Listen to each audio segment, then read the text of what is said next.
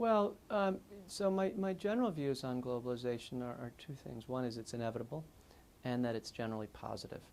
But that's not to say there aren't going to be some losses along the way, some bad things that happen because of it. So if we think of something like the internet, well, I think most people would agree the internet in general terms is good.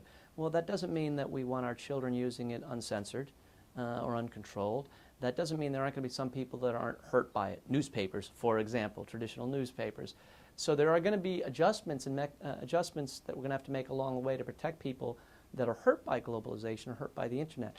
But we don't, when we talk about jobs, and that's true whether it's in the United States or whether it's in India.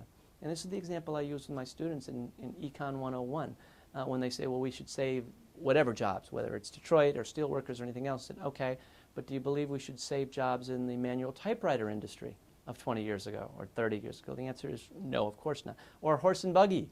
The answer is of course not. But we've got to find a way to make sure that the losses that people suffer, unemployment, which is a huge issue, transitional costs, are dealt with, whether it's retraining or education, assistance programs.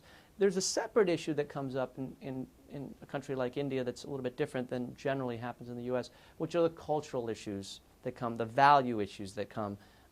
Pretty hard to control those, whether it's American movies or American books or fast food, and people say there may be some negative effects of all those things. Sure, that's also the case on sites that may be offensive to me on the internet, and there's a fine balance on how we control or deal with those sorts of issues. So it's inevitable.